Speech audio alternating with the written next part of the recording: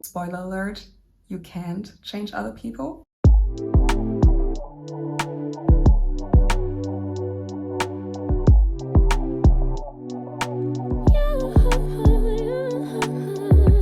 Hello everyone and welcome back. Thank you so much for your last reactions on the last YouTube video. I really loved reading all your feedback and I felt genuinely happy and at the same time confirmed to do this series. So let's get started with today's topic, which is how to deal with lows in life, friends.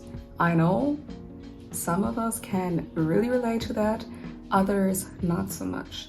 Nevertheless, let's talk about it.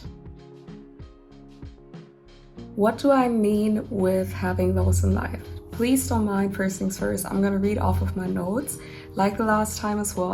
Loss of energy, loss of motivation, loss of passion, loss of drive. I want to start off by saying having lows in your life is pretty normal. It's just part of life, because life isn't linear. It's like this, you know? And that's why it's not a bad thing to have a low in your life. If you're currently having a low, you're not alone. And I really want to talk about it because you're not crazy. You're not doomed to suffering, and you're most definitely not the only one experiencing this. You gotta acknowledge the fact that you're currently going through a low. In my last video, I've talked about self-assessment, asking yourself how you're doing on your current state, on your current situation, where you are at in life right now. And this is pretty crucial to ask yourself first things first, because we basically build on that. If you don't know how you're doing, you basically don't know where to start, and you're kind of building on sand. If you're trying to build a house and you don't know how you're doing, you don't know where your pain points are at, but you're trying to improve, then you're kind of building on sand, not even realizing that the foundation is not resistant enough. So if you haven't watched my last YouTube video, click the I here or here, I don't know, and watch this video first things first or after having completed this video, because the first video of the start of the series is basically the foundation. So give it a watch. Do you feel a loss of energy? Then ask yourself what potentially might drain your energy. Is it work? Is it your family? Is it school? Is it your business? A friend, or even friends, like even more friends than just one person draining you? What takes energy from you? Ask yourself that. Let me give you an example. Someone living with loss of energy in their everyday life. I'm gonna read off of this because I just made that up and wrote it down. Imagine this. You wake up after 8 hours of sleep. So you got your 8 hours, actually, you're well rested, right? So you wake up after 8 hours of sleep, still tired. Because you have to go to work, you're at work, and the conversations at work are constantly negative. They are about your colleagues complaining how they hate this job, how they hate the chef, and how they don't have free time. This topic is the trending topic ever since you started there. Now you're on your lunch break and your best friend writes you paragraphs after paragraphs, complaining of the guy who she's currently dating, that he's driving her crazy, and she's upset again. So now it's on you again to comfort her, to console her, and be a good friend that you are. Only for her to listen, but not to understand, and continue with that guy that has no genuine interest in her. Now you're on your way home after work and arrive to a messy apartment. Guys, I can spin this story just on and on, but I know that approximately 70% of you can already see yourself in this. What do you do about it? You take care of yourself, because you need to start with a self-care routine. If you're drained in your everyday life, you need a self-care routine because you need to take care of yourself. As the saying goes, nobody will take care of you as you can take care of yourself and as God can take care of you as well. But you gotta take care of yourself and start with a self-care routine. It'll only get and stay worse. So if you can't change other people, spoiler alert, you can't change other people, then change yourself. Change yourself. If you can't change other people, change yourself. Adapt habits on taking care of yourself and tracking your well-being. My loves, I'm not just gonna give you this information and tell you to come up with a self-care routine without giving you something on hand. That wouldn't be me, because listen up, I created something special for you. I created a self-care planner for my self-care queens that need a either digital or physical planner to track your well-being, your mental health, your self-care, and everything like that, just in a planner for you. From self-care goals that I suggested if you don't have a clue which self-care goals you want to set, to weekly trackers and daily trackers, the absolute must-have to keep your sanity, sis. This sounds like you. Feel free to click the link in my description box. Download your personalized self-care planner. What is a low in life? Let's talk about it.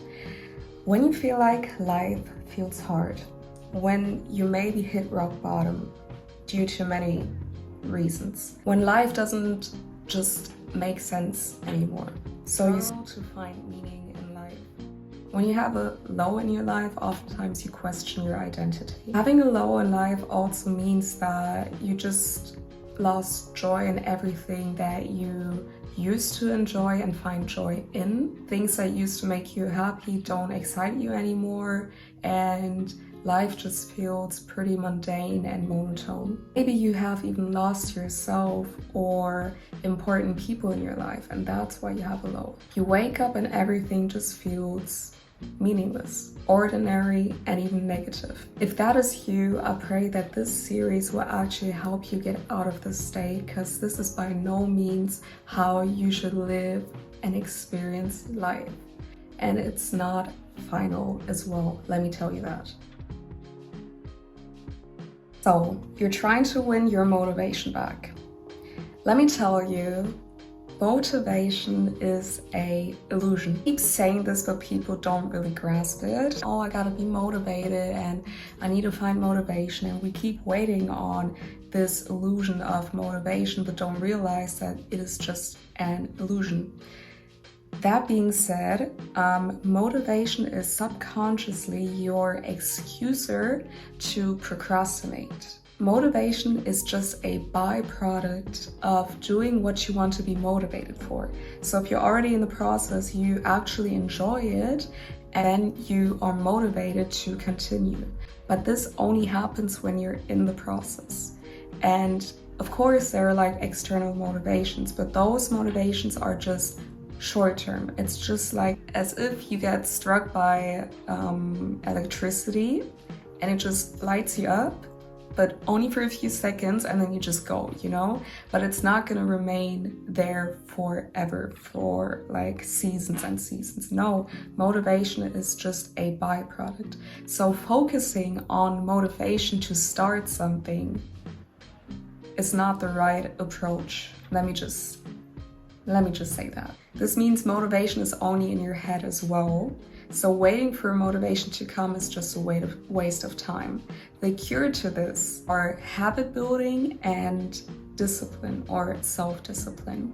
And I know these are two things you didn't want to hear from me, because habits, really, discipline, really, but it is what it is. And I don't like it either. I'm not like just saying it to you and pretending that I am always self-disciplined and I always build habits.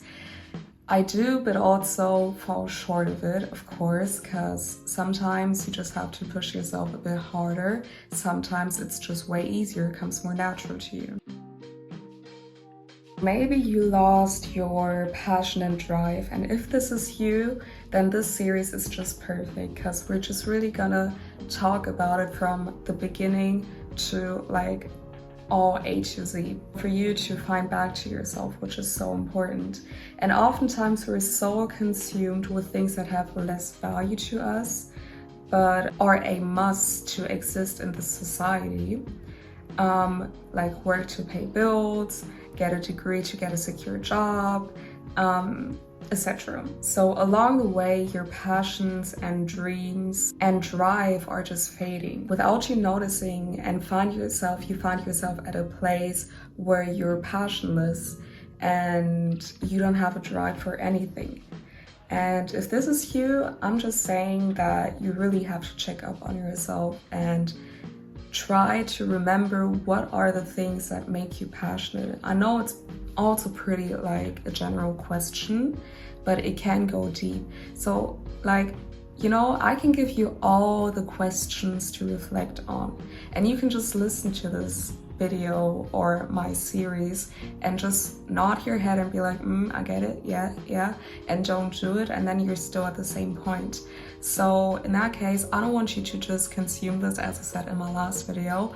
I don't want you to consume YouTube videos like it's a Netflix series that you can binge, especially if these videos are videos that help you move forward in life. Then definitely you have to get your butt up and do something. And reflecting doesn't have to be so hard, and you don't have to do it for hours. You can start it at one day, then you can continue the next. You can just, just write down like, I don't know, brief sentences or just keywords. It doesn't have to be like a whole list of you reflecting on your life, because I know for some it can be just overwhelming, and it is a lot, you know. But if you're trained, it just comes more easier to you. So I don't know, maybe it helps if you, for example, just scroll through Pinterest. Although, of course, if you scroll through Pinterest and see all these like cute and aesthetic, lifestyles of people, you're just like, okay, yeah, this is what I want. But sometimes it's not really what you want. It's only what you see, and it looks desirable to you, but it's not really what you want. So you have to, at the same time, be honest with yourself. And before you do that, maybe it helps to just write down, like really without limits, your dreams, your visions. If there are no rules, if you're having like all the wishes that you can, like that you want, like from a perspective like this, just write everything down, and then you kind of like know and see, okay, like this is how I want my future to look like, this is how I want my life to be. And then based on that, you can look for inspiration just to have it visually in front of you. Then you can also write affirmations, just things that really help you. And last but not least, get the planner, the self-care planner, because along the way you need to take care of yourself.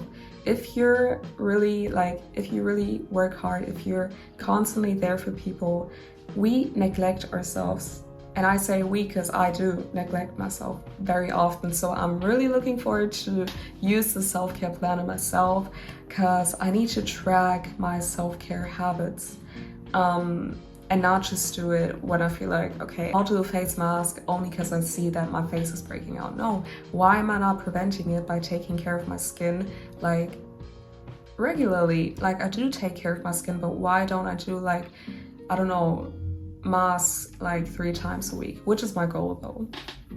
And I often like try to like, yeah, it's like once a week, which is fine, but I know it can get better. And this once a week is not really helpful. So yeah, like just an example like this, or cleaning my room. It's like clean, but you know, it can be cleaner, just things like that. And this is also like a form of self-care for me. Also, of course, like going on solo dates, just going on walks for yourself, romanticizing things in your everyday life, especially if you wake up and every day kind of is doomed to look like the day before that. Although, you know, every day is a different day, but sometimes it just feels like, okay, yeah, I'm just going through the same things as yesterday. And yeah, that is that. So check on yourself and give yourself grace to grow into becoming your happier self again. It is so important. And I know it's hard. I had a few lows in my life actually already, and I held on to the promise that God gave me that my future is going to be better. And I know for some it's like, okay, so you're hopeless and you're just clinging onto something a God said or like the Holy Scripture says. It's way deeper than that. It's not me just being like, God will take care of it. No, not the lazy faith. It's not the lazy faith for me. It's just knowing in my heart what is for me and what God has promised and what I'm receiving because I deserve it, because you deserve it.